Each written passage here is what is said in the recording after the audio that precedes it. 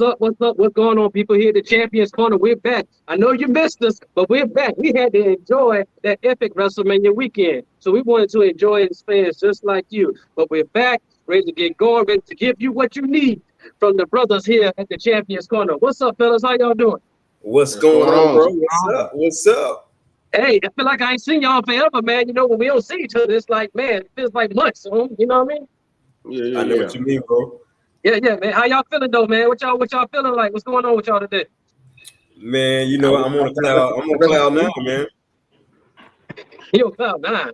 I'm on cloud nine, man. Hey, I got my girl Jay showed up, and that's all I needed, man. That's all I needed, bro. That's all. The headline. That's all I needed, man. Oh, this guy here. Trump, what's going on with you, RG? I'm doing good. Like I said, I wish I was there for WrestleMania weekend, but maybe next year. But I enjoyed it all the same from home, and like I said, it was great. Every show was top notch. Yeah, except it was kind of cold night one. We ain't gonna talk about that. You know what I'm saying? I enjoyed it from the coast. We know situations a little bit, but I mean, it probably wasn't like it was there. Yeah, but you know, I want to say to the people watching, thank you for tuning in with us. It's joyful to have you here with us as we continue to share our love for professional wrestling. You know what I'm saying? That's a more common term these days, you know what I'm saying? But more professional wrestling these days. And as we give you what you need, you come to with us, we give you what you need. You feel me? So, what should we begin, fellas? Should we get going with this recap of WrestleMania weekend? Should we get going? Let's get going, man. There's so much to talk about. Let's get right into it, bro. It's a lot to talk about. Hey, before we do though, let me go ahead and just bring the champion corner, right? Go ahead and just bring my favorite title up.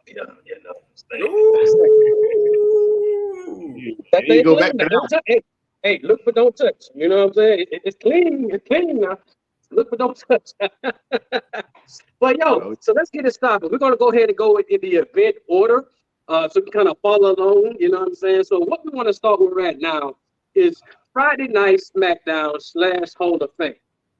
Okay. Yeah. Now, if you remember the history, and since they started doing the Hall of Fame celebration along the WrestleMania weekend back in 2004, so 20 years now, it was a part of the whole weekend. It was its own separate event. But thus, a few years ago, they started adding on the tail ends of SmackDown. You know what I'm saying? But the point I want to make with that is that I think it was a smart move. Because at times, you have Hall of Fame right before the event of WrestleMania, and I know a few of the wrestlers were saying, hey, we're up all night, then we got to go and do our entrance practice and all that stuff, then we got WrestleMania and all these different things. But we'll get to that in general. But my point is, I just want to say I think it was a good move to kind of combine them because you still get you have a full house of fans still there to help celebrate those superstars. But fans, that's a habit. So, let's talk about SmackDown. We had a couple of things there, but one of the pivotal points that people look forward to these days is the Andre Memorial Battle Royal. So what is your take on that? What do you think about that to this day? I know when it first started at WrestleMania 30, it was a big deal, it was a big thing. But how do you feel about that match now, and what do you think it does for the winner of that match? Well, for me, I think, I hate that they are not able to actually be on the WrestleMania card. I know it sucks for them to be booted from the actual card. Even the kickoff, I think they did it for a kickoff for a couple years. Then I just put it on SmackDown. But either way, it should give them. Hopefully, it gives them a boost. In some ways, it's a big win, and hopefully get at least towards like a mid card title, at least if not, towards a heavyweight championship. But it should put them on a good track to where they need to get them to put that rocket on them. That's what I feel like it should be, but a lot of times it isn't. I put them because like I said, what Jey Uso won, and he got in the back a great storyline, but that's just because of his family. I don't know if that's just because of the Battle Royal or just because of what his family is. So, and this year Bronson Reed won, which I'm happy because he needs a boost. I think he's really good. He did his thing, and he did his thing first in NXT, and then he went to New Japan. Now he's back at WWE doing the main roster, putting on great matches with countless, wrestlers and superstars. And so he needed this win. He's been losing a lot. I mean, he had to win over Sammy, but that was kind of a distraction win. So this was just him by himself. with a battle royal, big wins. So it should put him on the right track. And I feel like hopefully he gets a shot at a mid card or some major singles title. Right. I think it's for what it's worth. I mean, you got well, I back up. So we're not doing where it used to just be one night. So I think for what it's worth, they could probably move this to the actual card, be a part of the card, be a part of the show, or it could be a part of the kickoff. Go back and put it on the kickoff show. Because man, I mean, now it's a big spectacle, and you had a lot of dead air there. It seemed like for me, just kind of watching, the kickoff. I mean, to put them back on the kickoff show probably would have been well. But then you had a lot of B+ players in the. I mean, wasn't nobody that you really wanted to see, So that's another thing too. I mean, like to your point when you talked about it, at least you had Jey Uso. You had some names in there. I mean, we had some little names, but I mean, for the most part, I mean, a person that's probably just turning into the product, they're like, I don't know any of these guys, So yeah, I think it has its place. I think maybe they could have just came out on one of the nights, and said, here is the winner. Like he could have came out maybe like at some point after one of those matches and kind of toted around the championship or something like that. But I think two things. It probably could go on the show, but then if you're going to put it on the show, have some names. Yeah, that makes sense. Yeah, I think last year Bobby won because the whole thing with Bray, he was set to fight Bray in the match. But then to your point, he came out on the show last year and he kind of hosted the trophy up there and just had his moment, you know what I'm saying? Because he didn't get the chance to be in an actual match.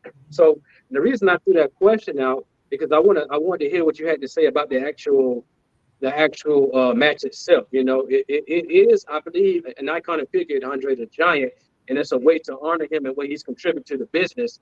So when people win that, I would like to see them be elevated as well, because after a while, it kind of like disappears, you know what I'm saying, throughout the year, because they don't carry the trophy everywhere they go, right? And so it's one of those situations where it's like, okay, could it be on the main show? Maybe.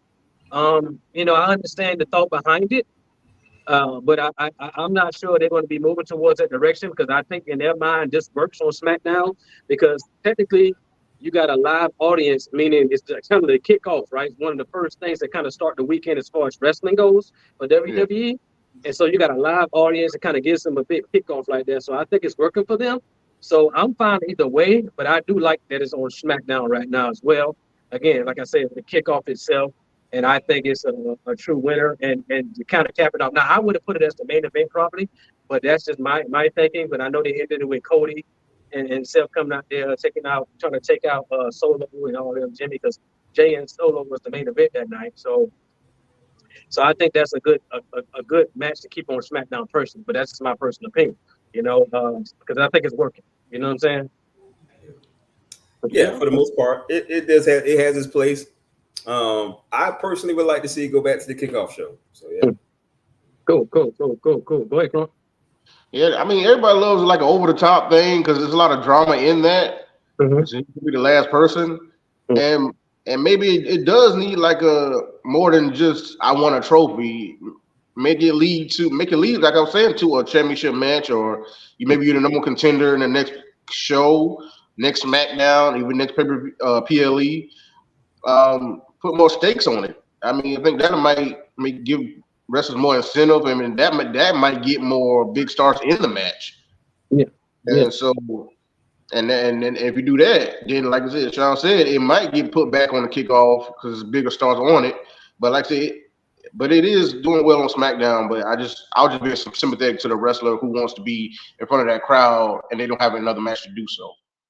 Yeah. In front of any crowd and they don't have another chance.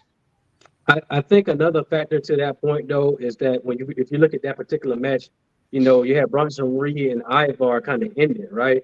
So already you got Booker T say slapping me, you know what I'm saying? So you got two big boys right there getting it on, right? You know what I'm saying? In terms of getting somebody over the top rope there, and I think that was a moment in itself to kind of have those two. That's one of those iconic moments where you like standing in the ring, you kind of listen and feel the crowd, and I think that was a good moment for them too, Like I said, the crowd's kind of fresh with energy, you know what I'm saying? It's a kickoff of the weekend in terms of this a wrestling event. And I think that was a good moment for them. And of course, Bronson Reed won. That was good for him, especially since he had to miss Australia because of family reasons. You know what I'm saying? So I think that was a cool thing for him to get that opportunity. And I think for him, because if you've been watching some of his backstage stuff lately, I think it's going to be good for him because his promos have been very good. I think he wants the IC title, so I think it's going to put him in a good position to get for that. And I mean, shoot, for all it's worth, he looked like he could be a member of the Bloodline. For all it's worth. But man, I don't think he went them all the way. Nah, he's Australian, so yeah, he ain't part of that. He ain't part of the ones. Nah. Because I think they already got another family member coming in. So shoot, they got a whole apple tree coming in, a whole bunch of family, man. They got family everywhere. Yeah, we just got time, so they already got that field. Yeah, and now we're gonna get to this later, but they're gonna need somebody because The Rock's going back to Hollywood or doing his other things, and Roman's probably gonna be off for a little while, I'm assuming. You know what I'm saying? So they're gonna need to do something to keep the bloodline constant because, excuse me, when Roman and The Rock will come back, they're gonna need something to come back too. You know what I'm saying? And so, you know, I think that's gonna be very pivotal. But I want to talk about the Hall of Fame this year specifically. A couple of points here, and everybody out there listening might know what I'm referring to. So here is what I think happened. Smart booking by, I believe, the creative. So you had, and we'll go through all, you know, congratulations to all of them. You know, we had Bo Nakano, we had Liam Ivia, we had Thunderbolt Patterson, who was up there preaching. You know what I'm saying? He was there preaching. We had Muhammad Ali, and we had US Express, and then we had Paul Heyman. Now, Paul Heyman was considered the headliner this year, but they put him up there first, right? They put him up there first, right? So my thing, that's what you want to see. Put him up there first. You know, they got 2 hours of SmackDown plus probably another 45-minute gap before people start leaving. Let's put him up there first. Now, congratulations to everybody who you know, on their careers and their speeches and all that. But I want to talk about the wise man. I want to talk about the disruption that he caused.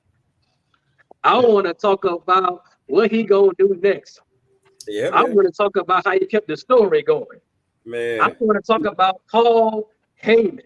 40 years in the business. Paul Heyman. ECW, WCW, Dangerous Alliance, WWE, Creative Executive, Advocate, Brock Lesnar, Wise Man to the Bloodline, Creative Genius. I want to talk about the disruption that he did at that Hall of Fame. Can we do 1 second of that ECW champ? ECW.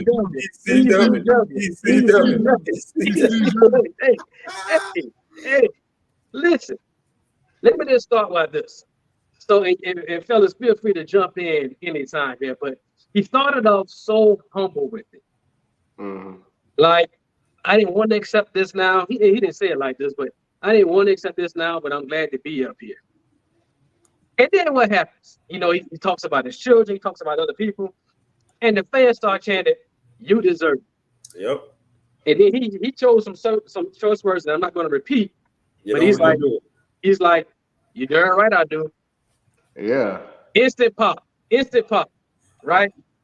Yeah. Then I know Sean's going to appreciate this. He kind of subliminally takes a shot at, you know, Vince. That's what I got from that. He said, he said professional wrestling. He talked about how everybody is now free to be creative, and now we have younger talent and more main events than ever before. And then he turned around and said, "I will be here forever." Go ahead and say it, Sean. You probably want to say it. You want to say it? Go ahead and say it. A Paul Levesque guy. We need to make sure we put that out there. A Paul Levesque guy. For those of you that may not know, this is the same Paul Levesque, the same Triple H, that for a stretch of time carried the company on his back. I mean, do we need to go back down memory lane and talk about how great this man was? Does everybody out there remember? Bro, I actually say one thing. Oh, okay. Yeah. We all know how great Triple H is. We give him praise the whole weekend. Hey, we got to reel him in, RC, because sometimes he be going, I was painting the picture for the digital audience. I was painting the picture for our audience here that may not know. They may be a little younger. They don't know. All they remember is Cena. They don't remember the glory days of Triple H. So, but Triple H had glory days with Cena. I mean, don't worry about that. Don't worry about that. Right there too. Don't worry about that. So let's talk about. It's okay. Let's talk about Paul Heyman and what you thought about his speech. He gave props to ECW. He talked about his days in WCW when he used to manage Mean Mark, who, for those of you who don't know, was the Undertaker, and he went behind WCW's back to get him out of there to get him to the WWE. And so, talk about the contributions that Paul Heyman. Now, I want to be clear that all of these inductees made very tremendous efforts and tremendous benefits they gave to the business. So we're not ignoring it by any means, but we want to talk about Paul Heyman. He was the headliner, and he's probably going to have the most memorable speech for quite some time. Yeah. Well, for me, Paul Heyman, he not only lends to the people who he's working with directly, he lends to their opponents also, because he can talk to them and get them where they need to be, and creatively get together, have all of them get together and make something great. And so I applaud him for just getting everybody motivated when they can't get it on their own, and he sees the best out of everybody. He brings out their best qualities, hides their weaknesses, and bring out the best qualities. Because when he did that run of SmackDown, that was one of the best matches. It was beating Raw a lot of times. And again, it was surprising to see him and Stephanie. I'm glad to see him and Stephanie getting along now, because back then it was going at it over that creative back then on SmackDown. And so for her to be, I think she was wearing the ECW little hat that she wore back in the day. That shows that they're on good terms, and that's what they need. And that's why he said he's a Paul Levesque guy, because they all on good terms, working together and making this business even greater than it was back then. Right.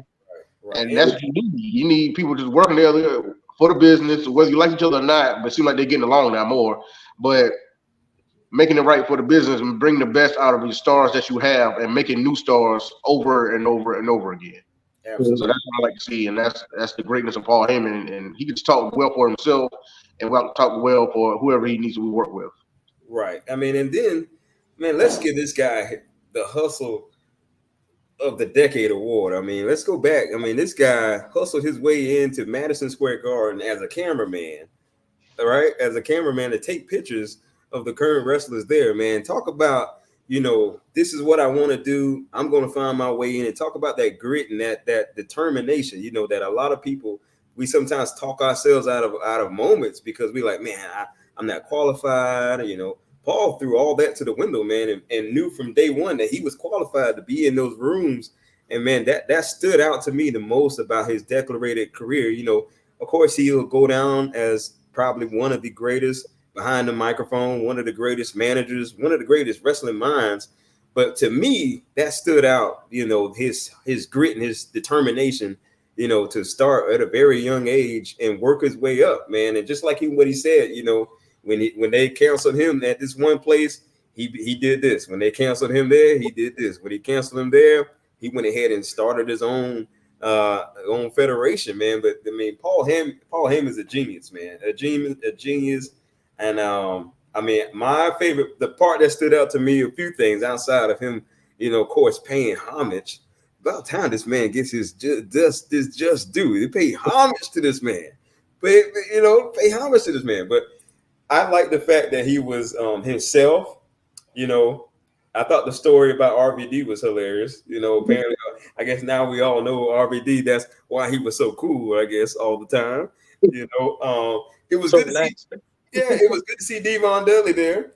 The Dudley boys. And man, I mean, he started a whole revolution in hardcore wrestling, man, that I think kind of goes under the table, and like we just kind of just always forget that, you know, ECW, man. I mean, man, they was doing backyard wrestling. They made backyard wrestling cool, right? Mm-hmm. Yeah. I think ECW, the stars that came out of that, and even today, when you think about ECW, you think about some of the Extreme Championship Wrestling things that they did, man. Some crazy things, right? Like you had Jericho there, Mysterio, Austin, Dudley Boys, Sandman, you know, Tommy Dreamer, who I believe was the heart and soul of that company as far as the wrestler goes, you know. So when you think about all that, and all of those stars are doing something right now still, and they're doing it big. You know what I'm saying? They're doing it big, and for a federation who didn't last that long, you know, who was considered small but had faithful fans to this day, you know. So kudos to him and what he did for that. I also want to, no pun intended here, I want to acknowledge what he did, even though, you know, his guys were going against, you know, Cody himself and all that. He turned around and gave props to Dusty Rhodes again, you know, and I think that was a very touching moment, you know, because he didn't have to do that, but, you know, he could have stayed in quote unquote character, if you will, the whole time, but he had that touching moment. And I think that's what makes it for a fan like us and those who are watching. And I think that what makes it more real to us, you know what I'm saying? When you know they're doing things like that, but there's bonds. You can tell when wrestlers bond. If you've been watching as long as we've been watching it, you can tell when wrestlers bond after a match without them even saying anything. You can just pick up on it, you know what I'm saying? So for him to do that, even after the things he's done and said the things that he did, you know, gave props to CM Punks and you know, Cody's and Paul Levesque and Stephanie, and just wrestling in general. I just think that now, I think that Hall of Fame kicked off, his speech specifically, kicked off what is to be the new era. Yeah. You know what I'm saying? Because they gave him free range, like they do most people when they do their speeches, but they gave him free range, and he took it, and he ran with it. Yeah. Boy, didn't he ran with it. He ran with it now. He ran with it. That's a good point. You know, I was thinking about what moment kicked off that new era, man, because it seemed like it was already in the air from the time, you know, we got on the Smackdown. I mean, it just seemed like it was already in the air, like we're embarking on something new. Mm-hmm. Yeah, and to kind of, you know, so props again to all the Hall of Fame inductees, but I wanted to kind of talk about, you know, how you can't tell sometimes. I don't know about y'all, but I'm feeling right now, sometimes you can't really tell between the blurred lines now. Is it real or is it not? Although you may know, it's like, man, I got to hear if this real or not, right? So we know what happened a couple of weeks ago with Rock and Cody outside when Cody was busted open. And then they showed what happened when the cameras, you know, went off, right? And The Rock kind of got upset about how they was trying to tell him to cut things like that. You're like, man, is this like real? You know what I'm saying? But my point is, I like how we know the Hall of Fame is about celebrating the inductees, and it's a night to pay respect to those who paved the way for many superstars there, professional wrestlers. But you know, The Rock grabbed the mic and he turned around and he included, hey, get ready, Cody. Yep. Hey, you know what I'm saying? It ain't business. It's personal. It's personal. Mm-hmm. You know? Was it personal? Was it personal? Yeah. Look, man, he got his mom involved. He's like, she want to come in there and slap you. But I think, Mom, I got this. Yeah. I got this. And I'm thinking, like, wait a minute. Are we going to get a Mama Rose and a Rock Mama in a WrestleMania match? Right. Hey. I thought they were going to do something at WrestleMania. I ain't going to lie. I thought they were going to do a little bit more out there. Rock Mama about to smack somebody. Smack Seth or something. Man, I thought the whole bloodline was about to get involved. Hey, but you know, to the point though of keeping things steady like that. Let's talk about when Roman came out for a minute. If y'all catching what's going on these days, man, it's like Roman came out, right? Jimmy Uso got up, he threw the ones. They got a shot of Jay Uso sitting there feeling convicted. Man, I want to support him, man, but I don't like him right now. They're keeping that thing going, man. They not letting things in. They're keeping it going. And old girl. All right, Jack. Yes, she was the one too. Yeah. I was like, what? She family, but I was surprised to see it. I ain't gonna lie. Hey, Yeah. she family. She threw up the ones. Hey, Hey, let's get everybody involved. she might be joining them, man, because they don't have a female in there yet. So who knows You know what's gonna what? happen. That'll be the bomb thing they could do. She's I like her, man. She's legit. She's gotten, in my opinion, her in-ring work is better. She shouldn't. If you were expecting Knights to be like a full-on 5-star wrestler, I don't think you're going to get that. But for what she can do, I feel like she's doing well. The bonsai drop, you know what I'm saying? The Samoan drop, being dominant in the ring, slinging people around. You know what I'm saying? I think if you're expecting her to be a 5-star wrestler, you're not going to get that from her because that's not her style. Right. You know what I'm saying? So to your point, Sean, what she's doing, I'm liking it too. She seems more free with the things she's doing. She's got herself in a little bit better shape. I'm not trying to body shame her or anything like that. I'm just saying for her personally, she went out and got herself in better shape for her. And it's showing. And it's showing, you know what I'm saying, what she's doing in her work today. I mean, having her main event against Rhea Ripley in Australia, you don't just trust anybody to do that. You know what I'm saying? Right. So it's kind of one of those particular things right there. So hey, what's up, Justin? What's up? So, you know, it's kind of one of those things, man. So, you know, my son loves wrestling too. He's learning, you know. That's good. You know, train him up. But so yeah, fellas, you know, I think that was a good kickoff. I think anybody else want to add anything before we move on to the next topic? Because you know where we got to go. You know we're about to go Saturday morning, or early Saturday afternoon, rather. Yeah. You know we're about to go. You know, RC, where we going at, brother? Tell them where we going at. I'm about to go stand and deliver, you know. Come on. Hey, listen. It was a great show. Can I just say that was probably the best in this era of NXT? That was probably the best NXT show that I've seen in a while. Oh yeah. PLE That brought us back to, you know, the takeover days, it seemed like. So I enjoyed it. Yeah, you know, and it was phenomenal. I think, you know, you're giving people an opportunity. Even somebody like Ridge Holland, who's like his storyline going on, you know, I'm a step away. But then look what he did, chair shot. You know what I'm saying? So it's just things like that. But RC, kind of take us through that night, brother. If you kind of just paint the picture for us in terms of like what do you think NXT did? What this did for them this weekend? This showcased them more and show people that they, like I was saying, that they're back. It was like takeover level.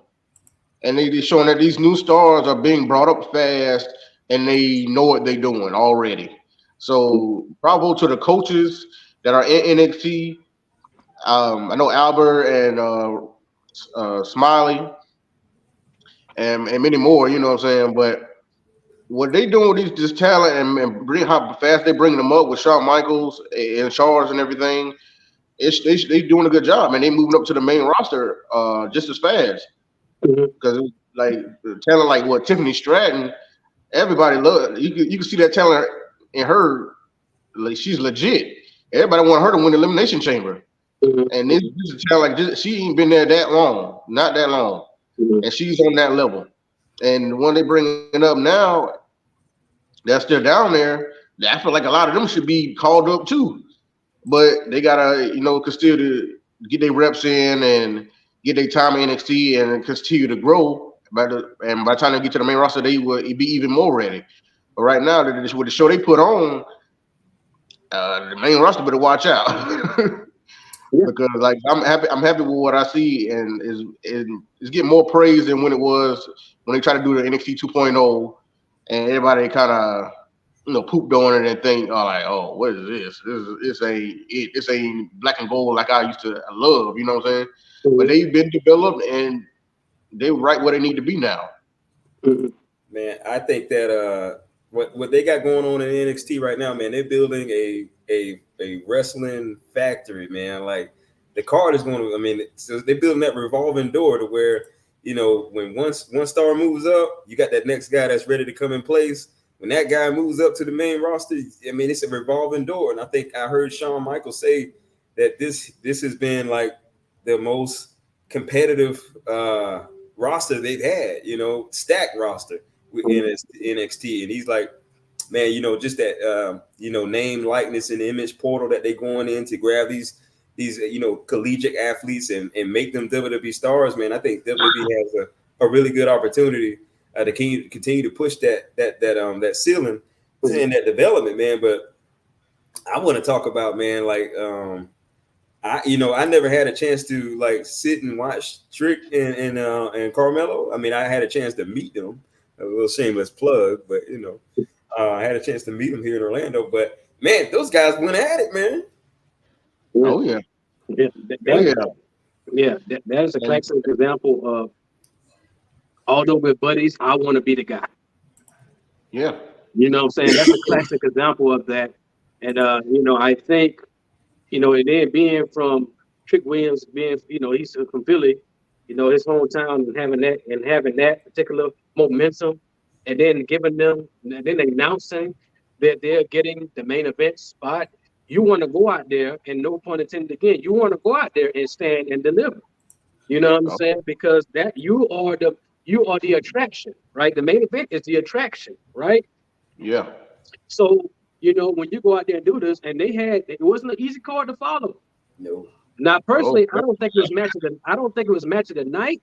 I think that was a North American Championship match, personally. But they didn't do bad, man. They got them in some moments, and then guess what? That's the beginning of what they got going on.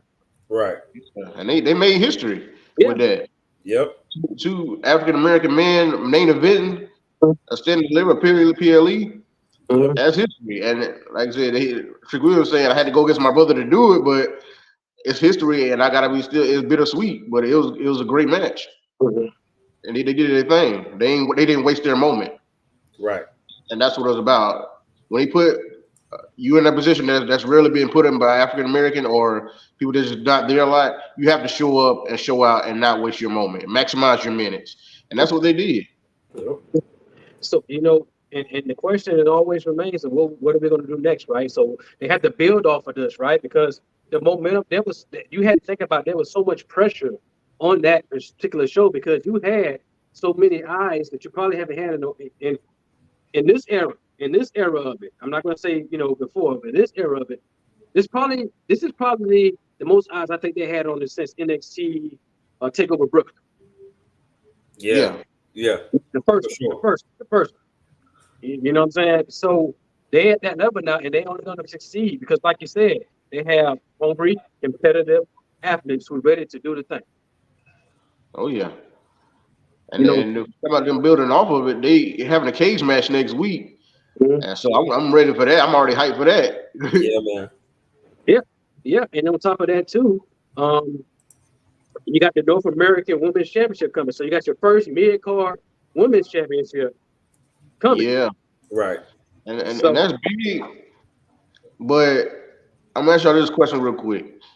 Do you think there are too many titles in WWE or in wrestling period? Because with that title being added, I think they said it's 17 titles in the company. If like for 7 hours, I think about 7 hours of television, it's 17 titles. I wouldn't say that. Go ahead, Sean. Yeah, I wouldn't. I don't think that's because it's not on. I can see if it's all on one show. I don't think it's a bad thing at all. I mean, because you got to give them something to fight for. While they're developing. I think that makes sense. No, I don't think it's an oversaturation of championships.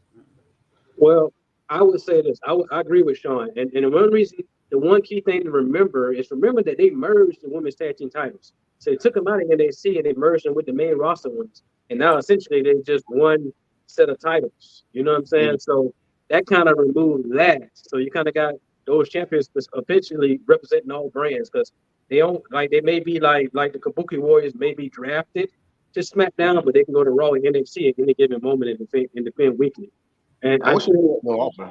Yeah, and I think that for this North American Women's Championship, because that NXT Women's locker room is deep. Yeah. You know what I'm saying? So they don't have anything else to fight for but the regular NXT Women's Championship. So they need something else. They need something because everybody cannot go for that title at the same time. but it needs something to kind of build up. Like the IC title, look what he did for people. You know when you got a shot back in the golden era, you know when you got a shot at this or carry this, you was getting prime. They said you can see can you move to the main roster because they knew somebody was at the door and we needed somebody else to step in. And you knew you were next in line for the big chip. Yeah. Oh, so I think Shawn Michaels understands that because he's lived it. yeah. You know what I'm saying? So he understands, and then even with Triple H, he understands that too because he's lived it. And so when you think about it, they can take what worked or might have not worked, from that and use that and build upon it and continue to make more stars, which is your goal anyway. Because the more stars you have, the more eyes you get on it, the bigger you continue to grow. Absolutely. I think it's a good thing, for like you said, because everybody not gonna get the world title, and every woman not gonna. I mean, they didn't really they really had nothing to fight for. So I think it's a good move, man. It's a good move. And according to Shawn, he was like no shot to the men, but the women, man, they bringing it, man, on NXT. So yeah, they're doing this thing now because you're right. Like they merged those tag titles, so. And the tag team champions barely come down to NXT or move from brand to brand anyway. So they probably do need that title. Mm-hmm. But I like to say, I wish that Kabuki Warriors would come down to NXT or go to Raw and move around more often with those titles because that's so you really defend against everybody. And that's exciting to see because sometimes you don't expect them to see them there and to see it when they show up. It's a big deal, and it brings more ratings to the show. But like I said, with this North American women's title, I mean, we're gonna see who's the first inaugural champion and see how it builds. Yeah, and continuing in what NXT Stand and Deliver did, like that we just talked about the announcement of that title and what it's going to do for the brand. But I like Femi, and I believe he's going to be the next champion. After maybe if in a couple of weeks if Trick Williams beat drying off, if he beats him, he gets that title. Somewhere down the road, man, he gonna run it over.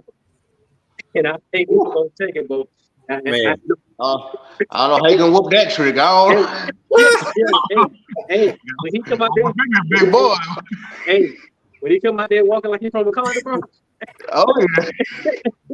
the way he did Dijak and boy, what's his name? Briggs. Mm-hmm.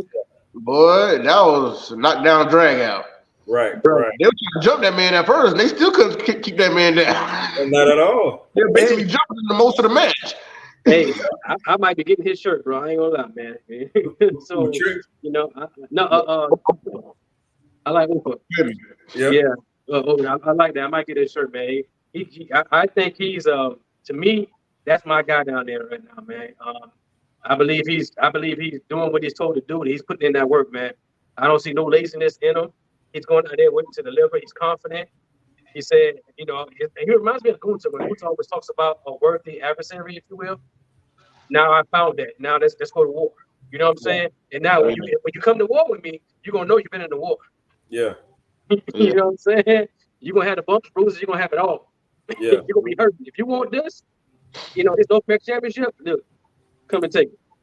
You know what I'm saying? And I dig that. I like that attitude. You know what I'm saying? And so, but I think personally, we know Trick Williams and Carmella Hayes was the focal point of that show. But as far as still in the show, I think that goes to the North American Championship match, and I think that's okay because it's just like having you might have Hogan and Andre back in the day WrestleMania 3, but Steamboat Savage stole the show. Mm-hmm. You know what I'm saying? And I think that's kind of what happened in regard, and it happens on a lot of shows. I'm not saying that, we know, and it makes everybody better because you got somebody telling you like, this dude on high heels, we need to step it up, right? So I personally think that's how that goes. So I personally think that was the best thing to deliver. It had the most eyes on it.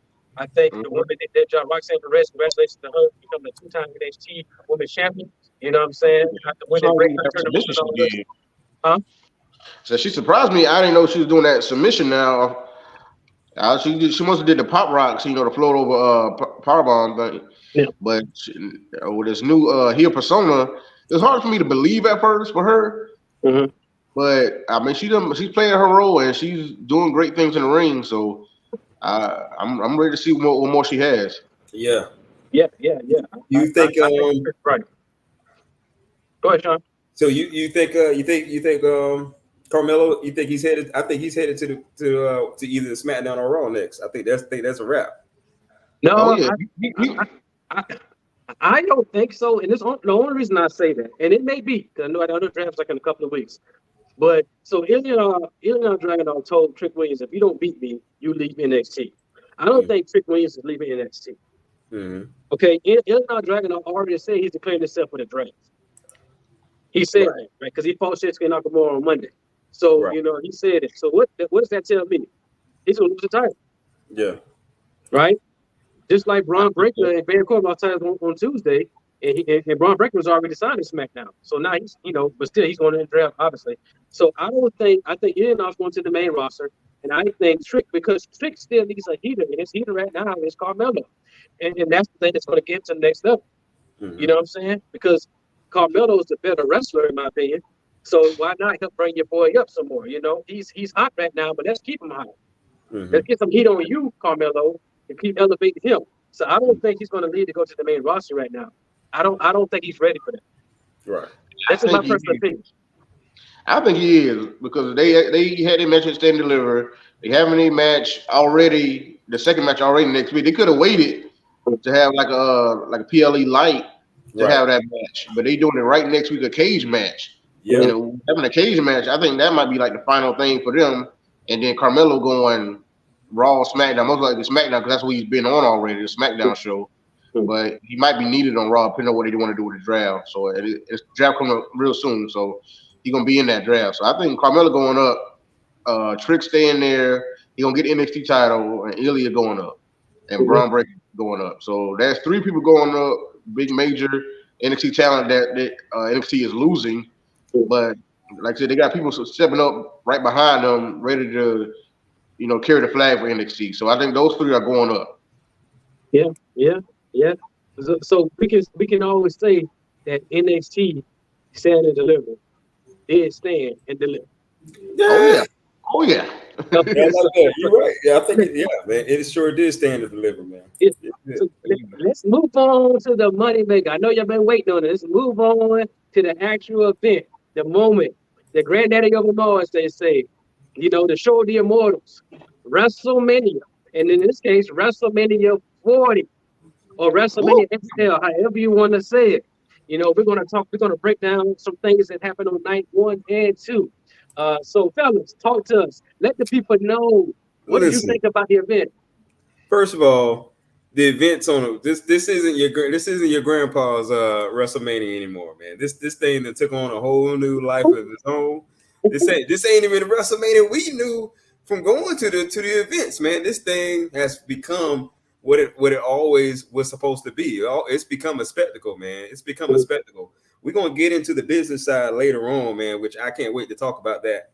The business side of what Mania is doing, and all the things that they're talking about doing in the future, man. But this was, I would say, man, this was a star-studded event, man. This was a WrestleMania that, despite the cold weather, I'm kind of actually like, dog, man, I really wish I was there, like for real.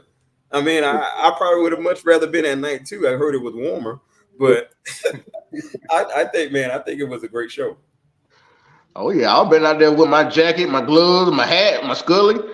I'd have been out there with it all. I still been there. It's WrestleMania, man. I don't care. I'm gonna be out there. Yeah. It was cold in New York. We experienced it before when it was in WrestleMania. What was it, 29 in New York? We experienced it cold. Me and Crump went up there. But I think it's a little more colder than this. But I agree with y'all. I think the show. I do think night 2 was better, and I'm not just talking about because of the main event. And that's not a knock on night 1. I just feel like night 2 is better. I think you had more moments on night 2. But night one was good. The whole event I believe was good. I wanted a little bit more from the Usos match, but I guess we'll see where it goes from there. But I wasn't like disappointed. I can see where they were going with the emotional pull of it. But with that being said, match of the weekend. Wait, before we get into that, man. So you got Coco Jones, right? Didn't she kick off night one? Yeah. She plays Hillary on the Bel Air show, and she's from Colombia. Yeah, exactly, man. Shout out to her, man. She did her thing with the song, man. She did her thing, man. And I remember before we get into talking about the match or the moment or the match of the weekend, man, how about that doggone Rhea Ripley? Oh yeah, that daggone Rhea Ripley, man. Listen, so my dad was in town, right? And so we got a chance to watch Mania for the first time, and gosh, I can't remember the last time him and I sat down and watched a Mania together. I go put my little girl down for a little nap. I come back. My pop says, this is exact words. Boy, that little white girl tough, man. He talked about Rhea Ripley. He said, man, she is tough, man. God, yeah. I thought she was gonna lose for real though. I thought she was gonna lose. Oh, no. Nah. She. I don't think she was gonna lose. My personal opinion, why I say that is because Becky, at this point, Becky was like the last one, right? Until she moved on to new fresh competition, like when she started going against like maybe the Jays and the Biancas and things of that nature. Becky was the last one because she beat Charlotte. She's beaten Asuka. You know what I'm saying? She's beaten Nia. She's beaten a lot of people over the year. I think Becky was the one that needed to take her to that next level personally. So I didn't think she was going to lose. No, I never thought that. And the thing she put on that performance, and it said she had a panic attack right before she came out. And yeah, and she said she barely remembered certain things about it, but with the performance she had, you wouldn't think, never thought that it would be like it was like that for her. But she said yeah, man. And I think what got in the groove was, her favorite band playing her song, and then she was mouthing all the words all the way to the ring. Yeah, and the band did a great job, man, especially how they introduced her. Yeah, and for her to have that great match like that, and Becky herself had like strep throat or she had a fever. Also. Said she had a fever. She got sick the night before. Man, yeah, I mean that cold weather ain't making no better. But that's just what those Rollins do. That's just what they do. They get sick, they get injured. That's just what they do. Yeah. But for the performance they put on and what they had going on behind the scenes, I applaud both of them for that match. Yeah, it was good, great for me. Yeah, it was a good kickoff. For a match a main event match, because it was considered a main event worthy match because it was booking, right? The title itself and the two superstars of the wrestlers that were in it. So it was definitely a main event match. It was a good way to keep the show off, I believe, Right. So yeah, I think, with Rhea now winning that match, and it looks like she's going to go on the program with Liv now, I think this is going to elevate her even more so. Right. Hold on, with Liv, you got that chair shot on Raw. I'm trying to skip a lot of stuff, but that chair shot she gave Rhea on Raw, well, she threw the chair at her head. I was like, whoa. Liv mad for real. She big mad. Liv big mad. She big mad. Hey. But but kind of fellas, let's talk about the nights itself. WrestleMania, since we've known this, all been about the moments, and that includes the matches. You know what I'm saying? But the moments, the feeling you get. I think RC, you was telling me a couple of things that the fellas you were around, y'all was standing up for a good portion of some of the matches. As if y'all were there, just like you do in the stadium, man. So what stood out to you this particular WrestleMania? Because they're calling it the biggest WrestleMania of all time, and that's not just for the show itself. We'll get into the other things later, like Sean said, business wise, but they call it the biggest WrestleMania of all time. So what, in our opinion, what I'm hearing, it lived up to that name. So what stood out for you? And I'll say for me, obviously the two main events did stand out, and of course the moment with Cody winning, that was probably the biggest moment. But I also like unexpected moments, like Sami Zayn winning the Intercontinental Championship. You know what I'm saying? I also like moments of Damian Priest cashing in the Money in the Bank, and how Drew is so good at here right now, man. He won the title, cried a little bit in the ring, Seth gave him some respect, he went right back in the character and started taunting CM Punk. And then CM Punk attack, which makes me believe CM Punk is clear, by the way. But and then after that, Damian Priest comes in and what do you call it? South of Heaven. That's what he called it. Yeah, South of Heaven. Pins him in another moment. So you had 2 moments in like what 5 minutes apart of that. Right. Yeah. And that was Drew's fault. All had Drew to do get a belt to his wife and show it off to her and walk out. This man is so obsessed. He told Steph this whole build up, stop being so obsessed with the bloodline. Right. But him himself is obsessed with CM Punk. And he can't let it go. He want to rub it in his face. He could have still did that, but he went the extra route saying suck it right in front of his man's face, thinking man ain't gonna sit there and take that. Hey. How arm or not? I ain't no man sitting there and taking that right in front of my face. Nah, him and a lot of people are obsessed with CM Punk lately. That's a whole big story. Hey, we ain't got time to unpack that one tonight, but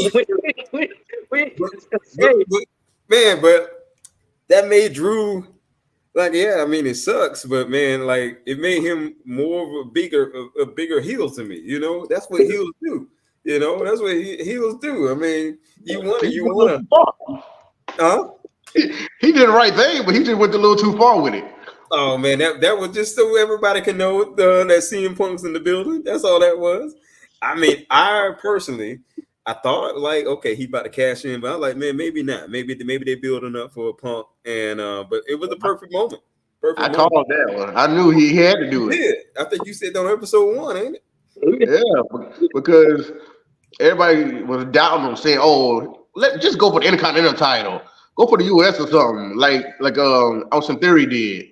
But no, this man wants the world championship. He wanted Money in the Bank. That's what it's for, world championships. I didn't like. I also did it for the U.S. title. That made zero sense to me. And he lost. Yeah, dumb. I want to hear from you fellas. Do y'all think that Priest? Y'all think he seriously? You think he is seriously the guy right now?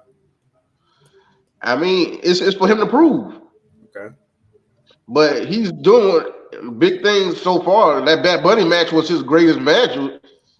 Being most notable match, but he's doing big things within the Judgment Day, and the Judgment Day been taking over Raw since for like a year or two. Judgment Day got most of the belts. They got most of the belts in Judgment Day. Yeah.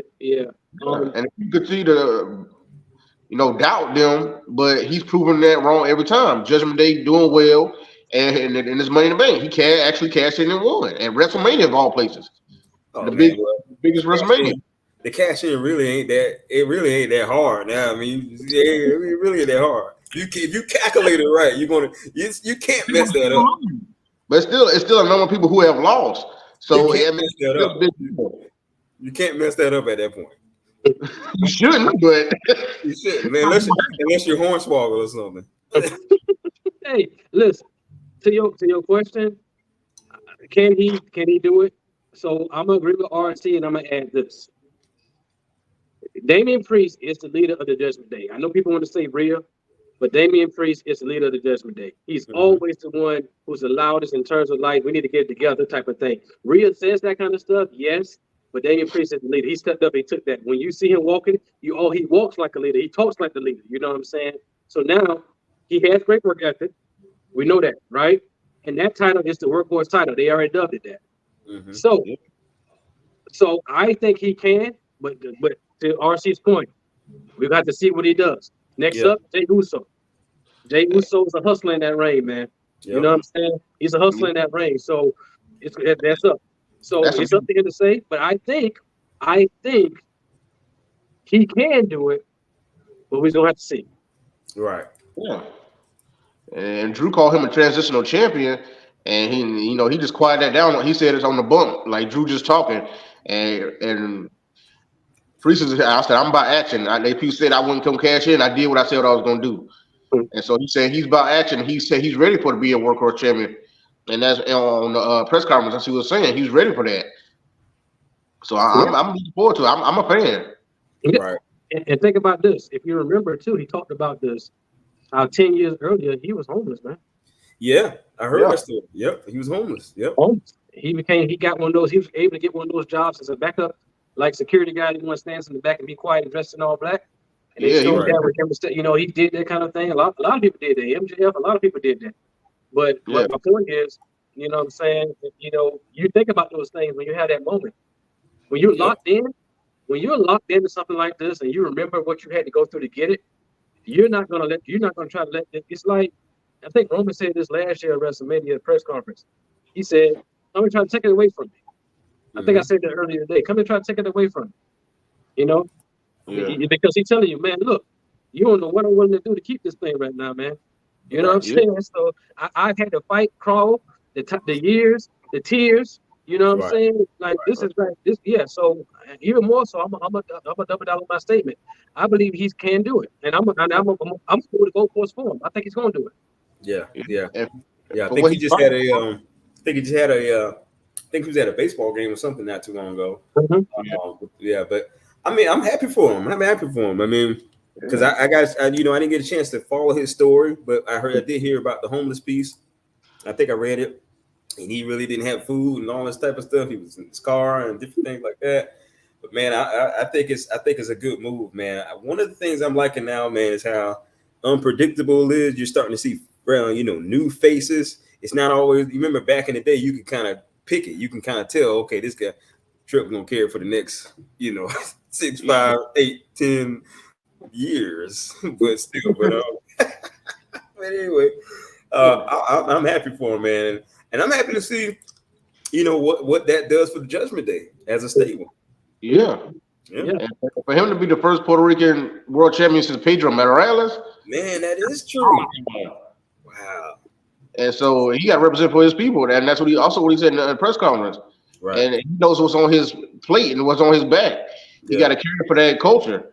Yep. And so I hopefully he at least holds it for at least 2-3 months at least. I hope so he can show that he's worth being in that position. So if they want to pull him back again to be in that position, he's ready. Don't lose any friends. Proving ground right now. It's proving ground. Right. Yeah, it is, man. But that's the beauty of it. We knew Cody had a story, but look at that. Since Pedro Morales. Yeah. Wow. You know what I'm saying? Like, come on, man. Like these things that kind of come from building a story. That was a big thing. Even with WWE 2K24, y'all, there are all these things about building a story, man. And now for a lot of people, the story continues. Yep. You know what I'm saying? So I think that was a great moment. Again, like I said, I think Sammy, Sammy is he reminds me of a Shawn Michaels, with his moment, as well. Right. When the Intercontinental, he get that emotion out of you. But let's talk about this, fellas. Let's talk about night one's main event. Let's talk about night one's main event. Now, first of all, let me just say that Roman should have came out before The Rock. Because when Roman, I felt like when The Rock came out and then Roman came out, I felt like listen, going away by The Rock's entrance. Listen, bro. Roman had a great entrance too, though. Stop it, bro. Stop it, bro. I think Roman had a great entrance. A whole orchestra and a choir. Night 2. That's night 2, bro. Night one, bro. We talking about night 1. The Rock freaking said, The Rock said, engage the final boss. Bro, did you see the... You got to come out last, but okay. I get what you're saying. Bro, did you see the electricity swipe across the stage, bro? Did you see the full-fledged production this man put on to come out, dog? Hey, he was filming a movie on stage. Bro, $7. Hey, $7 they was working overtime that night. Bro, that production. That entrance was amazing, bro. The entrance was amazing. It was. Yeah, but I ain't gonna lie, it was. I know. I'm watching. Listen, but then those two guys show up looking like Greek gods. They was ready for it, man. For The Rock, who hasn't wrestled, I know people want to talk about WrestleMania 32, 6 seconds, and I get all that. But the last official match that he had was against John Cena at WrestleMania 29, and he got hurt. So it's been 11 years since he had his match. Now, granted, with the partnership of the tag match itself, they took care of him. The match was slow; it had a slow feel, but the beats were there, man. They didn't miss it. You know what I'm saying? Yeah. It went 45 minutes. Yeah, 45 minutes, man. And it was, bro. But it wasn't like oh man, this match kind of dead. No, it had the build and all, man. It was live all the way through from start to finish. Mhm. I think Triple H hit it best, man, for The Rock to come back and be gone from the ring, and he's not doing this on a day-to-day basis, but for him to still be able to feel, the match, to still be able to pick that spot and to still be able to have that time. And man, The Rock, he didn't miss a beat, bro. I wasn't expecting him to take a bump through the table, really. Oh yeah, that was a great spot. That was a good spot. Byron Cody had to love that moment. Yeah. But yeah. that belt to the back sealed the deal. Mama Rose. Hey, bro, when he did that storytelling element of it though, like so now it makes me wonder. It makes me wonder. But I'm gonna hold on. I'm gonna transition. We're gonna transition to the night 2 main event in a minute. But I wanna talk about that for a minute. So the whole time he's talking about Mama Rose, right? He's talking about, I'm gonna give you this belt, or I'm gonna whoop your son for you. I'm gonna bring him over, this, all that, and the other, right? And the way he kept jabbing at her, right? And if you pay attention to the match, you would probably see at some points that Rock's mama was trying to grab somebody. If you go back and watch the match, she was trying to grab somebody. Y'all saw that? Well, I'm saying, I thought she was about to grab Seth and do something. Hey, I'm like, Mama Rock, what you about to, what's going on here? what you about to do, right? But I think that when you got somebody with a Rock, I think they said the best in the press conference, who doesn't have to come back but wants to come back because he loves the business, and or when you come back, you have guys like Cody and Seth who can take care of you in the ring, and Roman, because you got to have somebody in your corner, right? So to take care of you in the ring like that, and you feel comfortable, and you still pace the match, which I really wanted to see a documentary, but they delayed it because I wanted to add that to our discussion today, but they delayed it. What's up with why they delayed it? I think from what I understand, they had filmed more footage over the weekend, and they haven't finalized the package yet. Oh man, that's what I heard. That trailer was nice. Yeah, it was, but they haven't. It hasn't. So they haven't released a date, as far as I know. Last I checked earlier, they haven't released a finalized date of when we can expect it. But they did delay it because they had so much footage. They haven't finalized it. Because even in the promo, they had some stuff from this weekend, like some stuff from WWE World and some of the things that the matches took. So, but yeah, man, I think it was a phenomenal main event. I like the fact that they didn't say what the bloodline rules were. I don't know if a lot of people was waiting on that, but I like the fact that they didn't say what that was. But I want to transition to something. The way the night 1 main event ended. Okay, I believe, if I'm not mistaken, I believe Cody gets speared, then he gets rock bottom, then he gets people elbow, right? Right. And what subliminal message did the Rock send? What was that? Oh, he going for the title? No, what did he do before the people's elbow? He did something to Mama Rose. Nope, he did something else. Oh, the slash of the throat for Undertaker. Yeah, I didn't even catch that. Yeah, he went like this. So, wow, okay, yeah. As we transition to this place, but now once again, I want to say, I want to give congratulations to Cody and Roman on a couple of things here. Every time they touch, it's magic. Right. Yeah. And I want to congratulate them again on being, I think, the fourth team to main event WrestleMania 3 times. Right. Because you had Austin and The Rock, you had Triple H and Undertaker, you had Brock and Roman, and this weekend Cody and Roman did it twice, and they main evented last year. Right. Yeah. So I want to give props to them for that, because that don't just happen. You don't just give somebody that. On your biggest show of the year. So I want to give props to them, but I want to talk about how, again, the philosophy of that match, how it was slow build. It wasn't just, jumping around. It was a slow build. It was a storytelling, right? It was poetic. You felt for Cody. Roman was being dominant in a lot of places. And I'm kind of building it because I want to hear your response to it.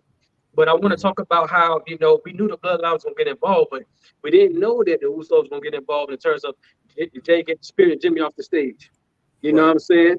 I had an inkling that John Cena would probably come back. The Solo, beat him down last time he was in the ring. He came back. He came out, right? Cody had multiple, he had multiple crossroads in that match. You know what I'm saying? Like, every time he went for it, he tried to go for 3. Right. You know, Right. I'm like, you do one and pin him. Man, You know what I'm saying? he learned from last time. Yeah, but so before, But he still did 3. yeah, but the thing is, and then you had Cena come out there, right? Then you had The Rock come out. Now, me personally, y'all know me, I'll wait for that glass to break. Me too, man. Hey, listen, but the timing for everything that took place, man, like the fans, they just got off of that first wave with the hype, man. But right after that, boy, Cena music hit, boy, I thought the fans was about to die in that place, bro. Oh, yeah. And so you know, so you can imagine if that glass broke after Cena. Boy. Hey, I'll be like, Rock, go ahead and practice your stunner move. You know how you get stunned? You like to twirl around the ring. Be all over the place. Oh, nah, this the final boss. Ain't none of that going down. This the final boss. Hey, but then that gong goes off, and I was watching my homegirl Anita on Facebook. She went live, and she about lost her mind. You know Anita, AJ, she about lost her mind. And she loves the Undertaker, right? She does, yep. Yeah. But it was perfect spot though, perfect timing. Mm-hmm. Yeah. Everybody, what I was hyped and on our feet. I was mind blown. Undertaker came out there. I was like, the gong for what? What? But like you said, that foreshadowing the Rock. You said the Rock there. That makes sense. Yeah. I like paying attention to those details like that. And we all have our ways of seeing things in the business because we've been watching it so long. So we pick up on a lot of different things, man. I just feel like everything that came along with that match, the moments back, you can take the term they use in wrestling is being blown up. Like when you just like you get out of gas, like, man, this is a lot right now. You know what I'm saying? They took the fans from level to level to level to level, right? You had Jimmy and Jay, you kind of started off something you expected, right? With Jimmy coming in, kicking Cody. And then you had Jay come out there. They took care of that. Then Solo came, and they had some time with that. So the idea is like, man, who's gonna come out and stop the Cena hits? You know what I'm saying? Then Cena gets a little. He get an attitude adjustment on Roman, a little payback. Then he puts Solo to the table. He gets rock bottom. The gong goes off. But here's the point I want to get to right now. One of the things that they say art imitates life sometimes. We all remember about 10 years ago that chair shot heard around the world. Mm-hmm. That was a perfect payback right there. Yeah, and he wanted it so bad he took his eye off the ball. Yep, he cost him the match. And what did he say? There's only one man who could be your shield. Yep. Ooh, that was Seth. That was Seth. Seth gave up everything for this. Yeah. And so whenever you heal up, I don't know whether he gonna want to get back or what. I'm not gonna let you do that to the digital audience. What? Yes, I'm not gonna let you do what you're doing right now. You know, you got away with that last time. You're not getting away with it this time. This whole sympathy for these guys, like this is a charity case. Come on, man. What you mean? He gave up everything? He did what he's supposed to do. Hey, I understand, but I'm saying this man lost all weekend. He got whooped. So what? For Cody, so he could get that belt off of Roman. So what? Listen, the man. Story. I'm just saying that's what the story was. Listen, man, we're not doing this to the digital audience, man. This whole sympathy stuff, we're not doing that, man. He did what he's supposed to do. The facts of what happened. Hey, that was his decision. Listen. Sean, Seth Rollins was the MVP of the weekend, bro. Stop it. Here you go. Stop. Bro, he had the main event match on night 1, the opening match on night 2. So came in, dude got a black eye, busted knee. You know what I'm saying? Yeah, all I'm saying, this man went out there and did the thing. You know what I'm saying? I think he was the MVP of the week in terms of like the things that he contributed. You know what I'm saying? Because we know he's going to perform, right? So I think now this may be storyline based. Whatever we'll find out whenever he comes back. But but I did know he hurt his leg, so I think he needed surgery. I think he just kind of decided not to do it. But that shows right now, to me, that somebody cares about the business right now. You wouldn't give up a couple of things to get it to a new level because you know where we're going with it. So my personal opinion, Seth Rollins was the MVP. Seth Rollins was MVP. And I thought when I first heard the sheer music, I really thought I was like, wait a minute, is Moxley coming back? Nah. Boy, I would have ran out the house. Hey, ain't no lie. Oh my God, I like John Michael, my dude. Yeah, and I told the kid, I said, if he leaves, I don't know because I think he might be the heartbeat of AEW, but I don't, but if he leaves, I'm like, man, what does that do, But I was like, man, but they didn't even show Seth. They just showed Roman flying across the ring and Superman punching them. You know what I'm saying? But perfect save too. Perfect save. The final boss was like, well, where you at? Come on. Where are you? Come on.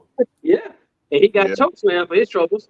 And then, you know what I'm saying, you got the grand celebration, which takes you back to WrestleMania 10. If you remember that celebration where all the superstars came out and celebrities and they hoisted Brett up saying, this is our guy, moving to the future, a new era. This is our guy. This is our guy, right?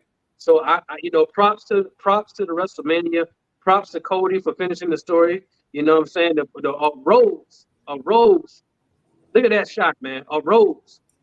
Somebody whose name has been controversial through the business, for everything, because we know they had history in the ring, because we know Dusty was a phenomenal performer, phenomenal wrestler, and he was also a brilliant mind backstage.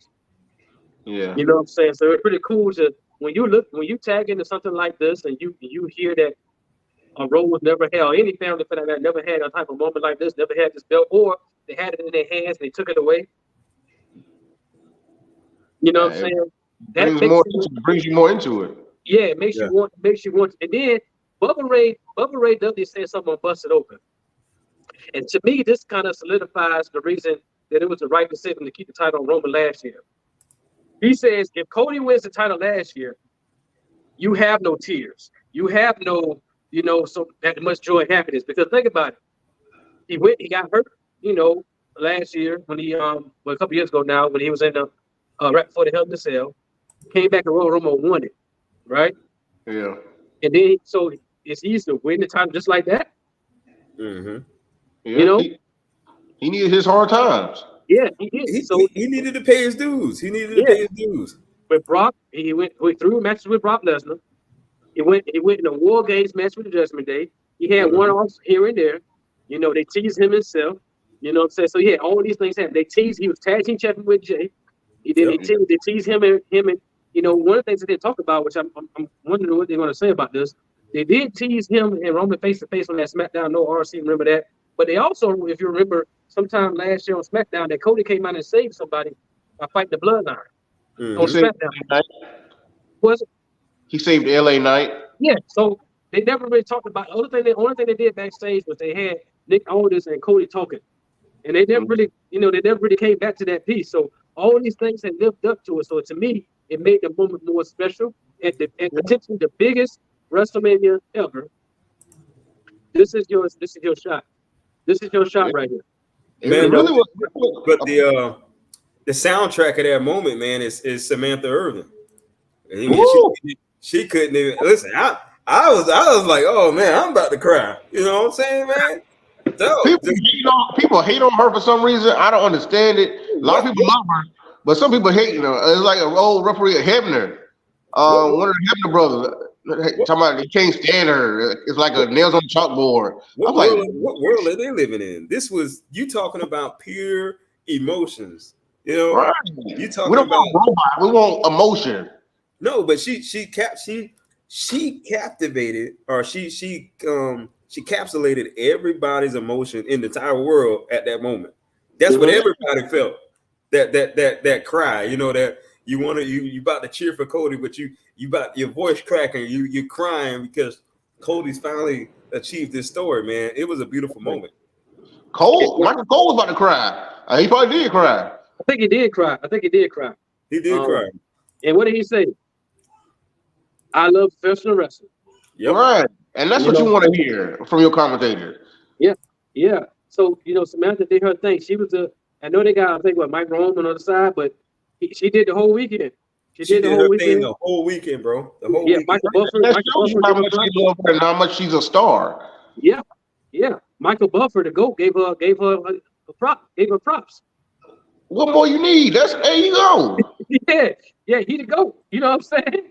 Right. They get him for everything. Yeah, so right. You know what I'm saying? So she's the voice right now, man. She is the voice. She's the voice, man. She is, man. So I think overall, it sounds like we're in agreement that this was probably the biggest WrestleMania. And I'm not just saying from the show itself. I'm talking about what it did for the city, what it did for business. Because for those of you who've never, and I'm transitioning here because our brother Sean he's so business minded and he loves economic talks. He's so passionate about those things. But before we transition to it, I want to say for those who've never been, WrestleMania brings a lot to a city. It brings a lot to the city, but it also brings a lot to businesses in the wrestling business. Meaning this right here. Wherever WrestleMania goes, a lot of people follow. You have WrestleCons, you have indie shows, you have all these other wrestling talk shows, which we hope to be a part of one day, which I believe we will. They come and they do these shows, and fans come and they pay event tickets and things like that. But what I'm saying is, the records that were being broken. Think about this: WWE World. That's what they call it now. It used to be called Access. Yep. They had the Pat McAfee show. That was big time. Yeah, big time. Big time. Big time. You had the Pat McAfee show. You brought back the Slammy Awards, right?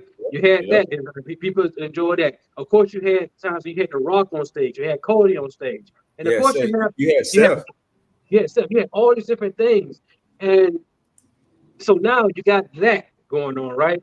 So all these eyes, all this business that is bringing, all these things it's bringing for the business, the economy itself of the wrestling community, I would say, the city itself. Sean, what does that do? What does WrestleMania bring to a city, and what is expected at this point moving forward? Man, WrestleMania brings new jobs to a city. I mean, think about everybody that had to do, even from the popcorn man. You know what I'm saying? Every little aspect, man, it brought so much revenue to a city, man. And just think about how WWE is now positioning themselves as a global business. I mean, look at that. They on First Take. You know what I'm saying? They on First Take, and this ain't the first time this year they've been on First Take. But man, I mean, Stephen A. did a beautiful job, coloring Cody Rhodes' story to, and so by them going on First Take and stuff like that, now you're reaching a whole new audience that probably wasn't going to tune in to WrestleMania. They're like, man, I've seen it before or whatever. But to hear somebody like Stephen A. Smith and people on First Take talk about wrestling, like, this is like the Super Bowl. They're getting that type of coverage. The coverage that WWE now is getting is on the stage of the NBA, is on the stage of the football, of Super Bowl. I mean, you're talking about when WrestleMania sets shop in your town, you're talking about an economic growth, economic boom. I mean, like you said, they was on the Pat McAfee show. That's huge as well. To have that spot, I think. And I was thinking back, like, man, what a strategic move that was to get Pat McAfee. Because now, even if you don't do First Take, you at least know you got coverage on the Pat McAfee show for at least a good solid 3 hours. Mm-hmm. So, man, it was a big deal. Yeah, I agree with you. And for us who've been a part of it, who've seen these things, as fans who go to WrestleMania, just as fans, you would and should never be bored. You might be tired, but you won't be bored because there's so much to do, so much involvement. You think the wrestlers are running around doing media. As a fan, you're running around trying to catch as much as you can. Not only for wrestling purposes, but the city itself. If you've never been to the city, you want to see things. Right. So I think there's so many great things that incorporate this. So it's like a win-win for you. You know what I'm saying? I remember when we went to WrestleMania in Santa Clara. Me and my wife got there a little earlier. We went to a different part of the state, and so we were able to enjoy those places. Then we came back and did WrestleMania things. So it opens the doors for a lot of different things, right? That you may not get a chance to do for like the big event of going to WrestleMania, right? So we want to give props to that. And RC, what do you think about what WrestleMania does when it comes to a city? Oh, it does a lot because, like I said, everything that goes on in that city, everyone you want to be a part of. Mm-hmm. Even like independent show, like I was saying before, I was telling you off a show, I want to go to Wale Mania. Mm-hmm. If you don't know what Wale Mania is where the rapper Wale puts on a show, and a lot of wrestlers of the culture, Black, African American mostly, but it's also of all colors, come in to celebrate each other, celebrate the weekend, and just put on a show. They got some performances and things like that. So, and he's done that like maybe 10 years now. going. It's probably like 9th or 10th. I think probably 10th year they've I didn't done know this.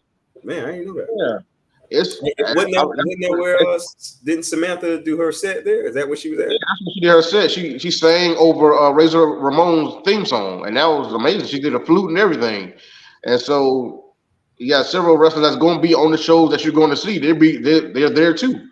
So it's becoming a big event there. So hopefully we could be a part of that too when we get our feet wet and into the business of WrestleMania weekend. But it's something for everybody. No matter what kind of fan you are, light fan, you don't watch it as much, or you watch it all the time.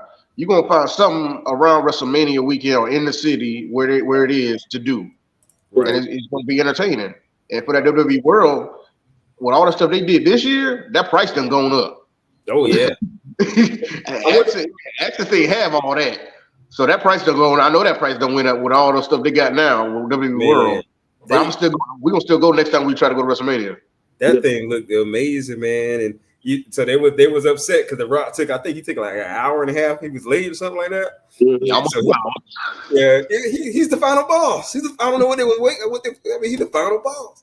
But man, it looked like it was like way better than Access. Yeah. Oh yeah. I'm definitely sure it was. With all the shows they had, because they had busted open there too, doing interviews. Yep. Shows that they had there. Yeah. But and Pat McAfee there, and I think probably Sam Roberts, all of them. Yep, Sam Roberts there. If The Rock made an appearance, everybody else is there too. Oh yeah. Yeah. Sure. But man, because I was listening to, Triple H on Sneakers, and he was talking about how now the athletes are doing the whole Nike thing and stuff like that, and I'm like, man, I'm sitting there listening. I'm like, man, WWE is really pivoting into like pop culture, like transcending. Oh, yeah. I don't know if you saw. I think it was Jimmy had on the red and black Nikes on WrestleMania. Yeah. Well, yeah, red and black forces. Yep. Those things were shining, man. It was shining. You see, Roman got a Jordan deal. Yeah. Air Rain. Yeah. Yeah. Whenever they come out, whenever he really inked the deal, I'm getting them. Yeah. I'm getting them. But he especially made his boots for WrestleMania. Right. So they gave a special package and everything. So if he doing an actual deal with them, and I'm sure that's gonna sell. Wrestling fans, Jordan fans, it's gonna get bought. And it's about time a wrestler gets a deal like that. That's what Triple H was saying on the show. You were talking about. He was saying they should, they need to get branding. You know what I'm saying? Yeah. It's time. But see, that's the economic growth thing we're talking about. When WWE comes to your city, man, they ain't just coming to put on a show, man. They coming to really set up shop, man. And I think Tripp is really taking that to a whole nother level. Oh yeah, it's good. It's great to see. I think it is. I think you're absolutely right. And we see it. He was saying how I think it was night 2 of the press conference. He was saying how now that he had a chance to kind of calm down and start looking at things, he's like, I know it sounds cliche to say that this is the biggest WrestleMania because that's how you build it. But he said it really is. He was saying he was getting text messages like 3 hours after it opened or something like that. It shattered whatever the sales shattered the records of last year. Yeah. You know what I'm saying? Like all these different things were happening. People were buying this, people were buying that. And of course you want to give the fans the best that you can give them, and people were just interested in buying these things, right? And it was like, man, so from an economic perspective, which is why I wanted to touch on this, it was the biggest WrestleMania ever. Right. Because it shattered records, right, in the city.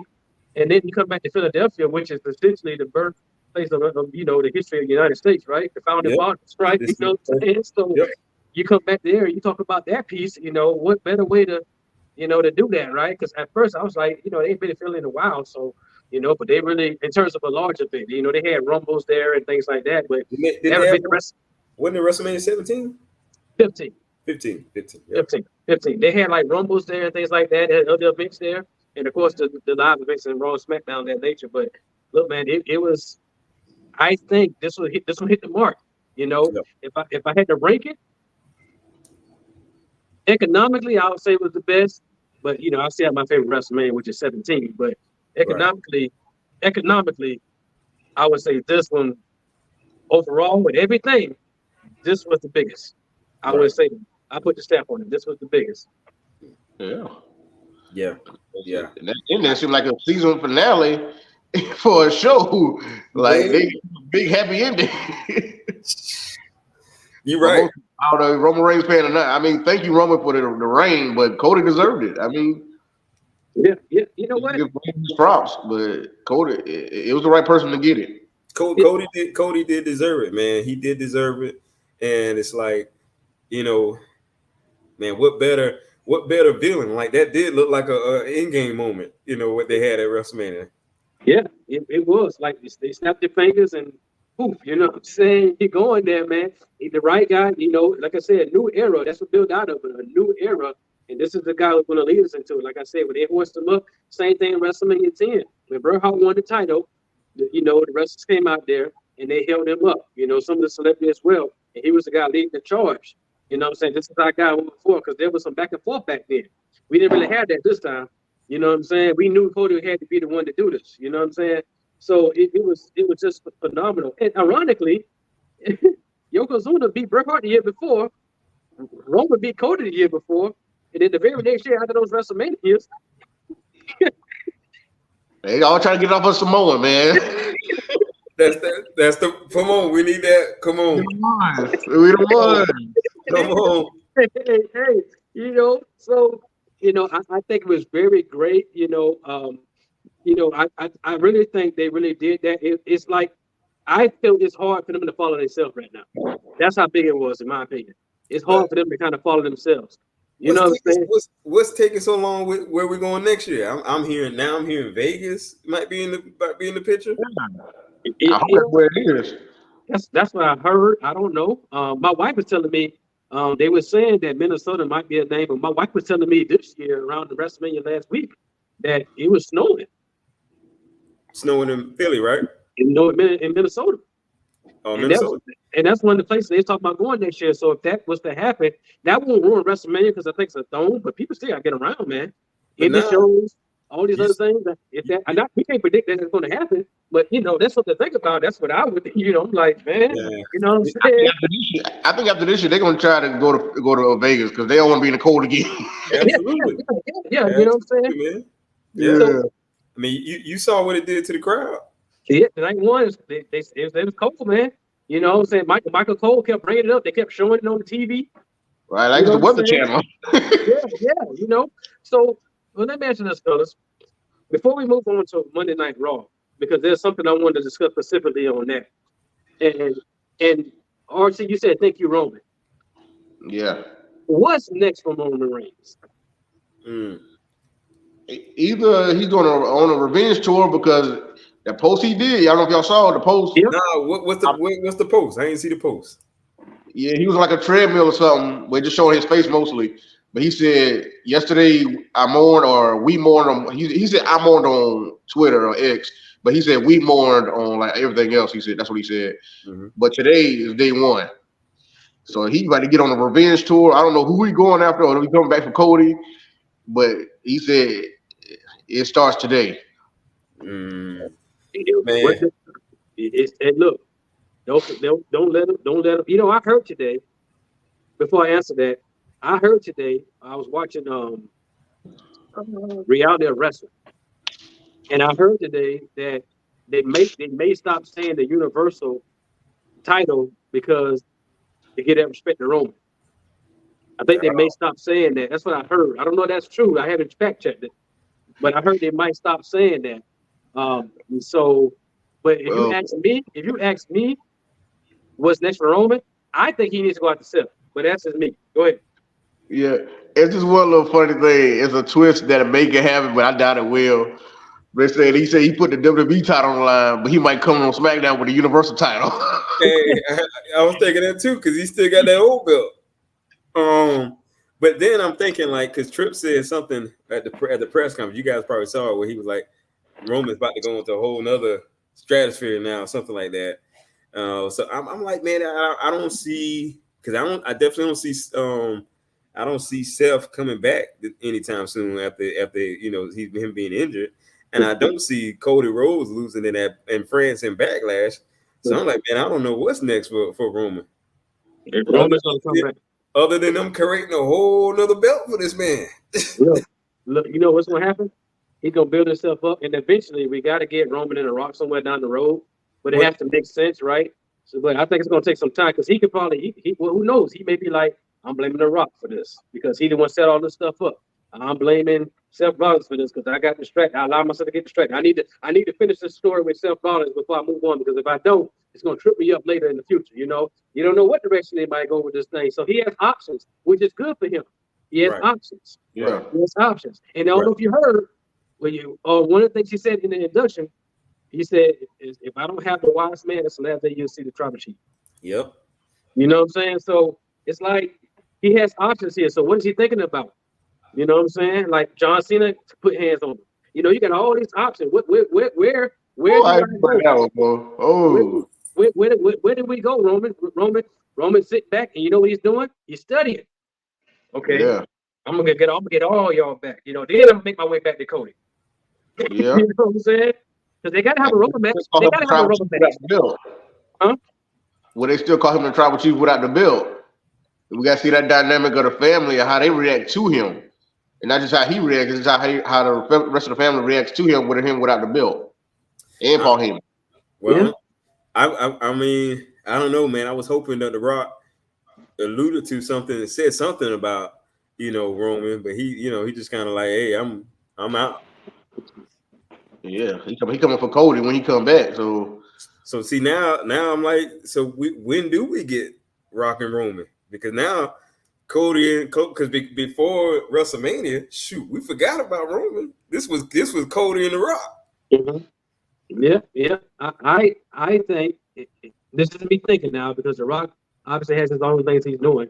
So if you're trying to get Rock and Roman to be the climax of the story, and then eventually Cody move on from it, you probably would do Cody and Rock either at a Saudi Arabia show or SummerSlam. And then maybe it gotta be SummerSlam or that'd be good SummerSlam. But Saudi's picked up steam. Saudi's got his own little. It's a big deal now. Yeah, it is. And so now it's like you get that, and then from that match with Cody and The Rock, Roman probably ain't gonna want nobody to have that title for him in the bloodline. Mm-hmm. So does he cost The Rock that title, and then that kind of builds to their match? Because I'm thinking I would think that match would have to happen at WrestleMania because we'll have to get Cody and The Rock payoff, and we saw that on Raw. We saw it on Raw when at the beginning of the show. They had like the first 40 minutes of the freaking show. Yeah. You know what I'm saying? So he handed him something. We don't know what that is. So the fans have to get the payoff for that match. They still building it. He said, congratulations, you finished the story. You beat Roman Reigns, but let's not forget, night one, I beat you. Yep. Yeah. And they had the awkward moment of him holding the belt. So boy, I was like, hurry this up, bro. Why would you change the belts right now? I mean, for me, I guess he was saying, The Rock was saying, I'm looking forward to fighting you for this, or I don't want to feel this one more time, and this is the future for me. But it was too long for him to do a belt exchange. It was like, even the fans was like, awkward. This is awkward. Yeah. It was, but we got to get a payoff for that. I mean, this man busted his man open on his own bus. Right. Yeah. But I mean, but there it is. The Rock still playing the long game, doing stuff like that, making it look awkward for us, but they're building a whole nother story. Mm-hmm. Yeah. And I think in that place, man, it's just like, okay, we're going to get, it's just not going to drop off now. We're going to get some from it. Even with the documentary, we don't know what's going to come from that. Nope. How that's going to end when that drops, because they're very strategic now. So when you go to the biggest Raw of the year, which is after WrestleMania, which we experienced, and you get those types of moments, right? It's like, to me, WrestleMania, even though it's in April, sometimes late March, early April, to me, it's like the end of the year, and then the next night, it starts off the new year. That's how I feel about it. Yeah. That's how I feel about it. And so now we're saying what we can expect for the year. That's why I think Raw after WrestleMania is so big for me, because it gives me a kind of a roadmap to what can be this year. Right. You know, we had the Cody Rock. We know we want to get Jake Russo and Damian Priest. We see Liv Morgan and tap Rhea Ripley. You know what I'm saying? We get all these different things. We see Jade still trying to flex her muscles a little bit, right? You know what I'm saying? So, you know, we got all these different things that you can see they're going to be using her a lot more. I don't think she's going to do like a lot of squash matches. I don't think she's going to do that. She might do a couple, but they're going to give her, you know, a good 12-minute match, something like that, to show all that training on. So you got an idea of that. So now that she's kind of moved away from the Bianca Naomi thing, probably, you know what I'm saying? With the draft coming up, you got all this. So that's what Raw to WrestleMania does, though. You know, it gives you a glimpse of what could happen and maybe end something else. She might go on Raw now. You know what I'm saying? She might go on Raw. I think it made sense for it to be a squash match because Chelsea Green was like, "Oh, this ain't what I signed up for," or whatever like that. You know. And then I heard that she was supposed to go on at the top of the show, but you know, the Rock Final Boss did what Final Boss do. You know what I'm saying? But taking that time. Hey, he deserved it. He deserved that time. That time. Yeah. Fellas, I think it was a phenomenal weekend. I think it ended nicely with the Raw. But there's one thing I want to talk about. And I know, and ladies and gentlemen watching, if you know anything about us so far, you know that Sean Flair loves Triple H. We know this, right? So props to him. Props to Stephanie McMahon coming back. Are you ready? Right? And everybody is saying, now Triple H humble, I believe it's a humble guy trying to shy away from it. You know, we're doing it together, but people are calling this the Paul Levesque era. Now, this is what I want to kind of paint the picture for you with. When we were growing up, I remember a lot of people were saying, and we heard it last night if you watched another show, watching AEW, people were saying, oh, because he's the boss and he dates the boss's daughter, that's why he's getting all these passes. That's why he's getting all this. That's why he's getting all that, right? But this man, let's not forget who he did, what he did. Because of his friends, he had to suffer. He had to go in hall pig matches. You know, he had to be a jobber for a while because man, take the story. Because of what his friends did, and because two of his friends left, one of them was champion. He had to hold that ball until he said enough is enough. If you really want to think about it, the Hemsley McMahon era at that time was Triple H's idea. Right. Vince McMahon came to him and said, I had no ideas for this. He said, what about this? And that's how that snowballed. Now, you can say whatever a lot of people can say, you know, like again, I'm saying we heard it last night, which I think is disrespectful, but that's a whole other thing. But you're talking about his era. This man has had classic rivalries with the top stars in the business, and now he's on the other side leading. So my question to you, this man has put in his dues. This man he's built his family. He's making a legacy for his family. Is this the Paul Levesque era in professional wrestling? You're doggone right it is. It's that era, man. I think he capsulized it very elegant, humble, saying that this is something that, we're all doing. But Paul Heyman said it best. The way this man puts his pen to the company, man, it's putting people on a whole nother platform, is bringing new faces into our homes. I think it's a good era. I think who better? I mean, he's been groomed from it. Talk about a modern Joseph story that you just basically painted out, from the pit to the palace, so to speak. I mean, Triple H is doing his thing. I mean, to pay his dues, to go through the, I'm pretty sure it eats him alive. If you had a one-on-one talk with him with no cameras around, to not hear his name in the GOAT conversation, come on, as a competitive person that man is, he's chomping at the bit for that spot.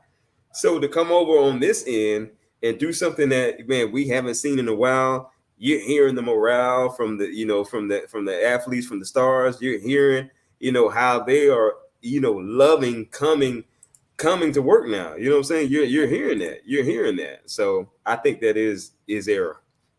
Not to mention that some of the top stars are doing pedigrees. And they still, man, listen, and they did it so bad they still couldn't stop the final balls. RC, what you think, RC? It is his era, But I just hate it being called Paul Levesque Era. I rather with the other name that's being brought up. It's called a Renaissance Era. Right. That's what Cody has brought it. A name that he's brought up, or people have brought up with him, and that sounds better for me. You can't just name it after one person because he's not the only one putting this together or being the star of it. So I'd rather just have something like the Renaissance Era. That's what I like to hear. It's better sounding for me, and it capitalizes what it actually is, a renaissance of wrestling. It's bringing it back, especially in WWE, pro wrestling, and it's being said in WWE. Vince didn't want that to happen. He wanted to be sports entertainment. I mean, that sounds good and all, but it's pro wrestling. And it's that Renaissance bringing back the surprises, bring back the story, bring back camaraderie and morale and fun, and like this, bring back what we love back in the Attitude Era. And it's probably hopefully making it better than the Attitude Era, especially with the matches. And what like Damian Priest said in the press conference, numbers like they doing now is what the Attitude Era would even they dream of those numbers that they doing now. And so that's why I'm saying I'm glad it's at a good place and Triple H is ahead of it, yeah. Right. But see, people can call it that still, but Renaissance Era and bringing back what the love that most fans want, and especially in WWE back is great, and he's spearheading it with Cody. That's his champion. And I think sports entertainment had its place back in the day when I think it had its place. But I love this whole new man. We're professional wrestlers. I love them putting that out there, and that's the MO is going. And maybe to a certain extent, maybe Paul Heyman is the reason why we're all looking at this like the Paul Levesque era, because I mean he's the one that came out and practically said it. The Renaissance era has a good sound to it. I too agree that this doesn't, and I think that's what Triple H is getting at. It doesn't ride on one person. I think that's very humble of him. But I think I speak for all the Triple H fans out there when I say that yes, this is the Paul Levesque era. Listen, I have to say, man, props to him. I'm just happy that he,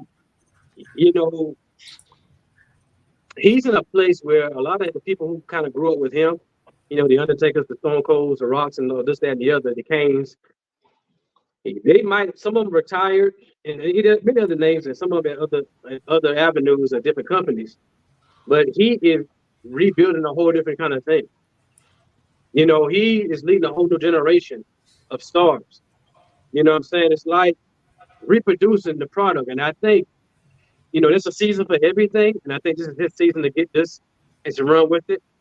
Everything that they're doing now, being more collaborative and things of that nature. I like the Renaissance era. I like that too.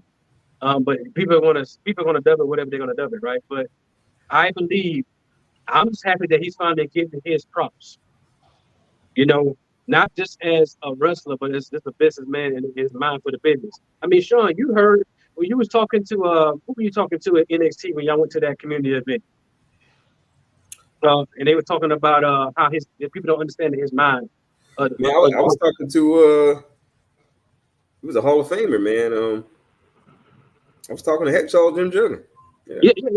So you talk about that. You talk about the mind he has for the business that we as fans don't know him personally, don't know, but I'm just happy he's getting his props. And, especially after the scare he had a couple of years ago, with his family, I'm just happy that he's in a place where, when you grow up watching these guys, you want what's best for him. You may not always like it. We are as fans, right? We may not always like the direction, but when things are, you happy for them personally, that they're doing something they love and they're trying to do what's best. Like you said, even if it's like, 3 hours on a Monday, 2 hours on a Friday, or if you watch NXT as well, saying on a Tuesday, it takes your mind off certain things, and that's what entertainment is supposed to do. If it's good entertainment, it takes your mind off certain things, and that's what it should do, Right. But I think it's a good place. I think that we're, as fans, we got a lot to look forward to, in the business in general. So, this is what we do at the Champions Corner, people. We talk about the champions, you know what I'm saying? We talk about the champions, you know what I'm saying? So, Sean, if I had the water, I ain't gonna lie. If I had water up there, I wouldn't spit for you, man. But I think on the next episode, the top of the episode, we all just need to do that. We all need to do that, man. This man is the GOAT, man.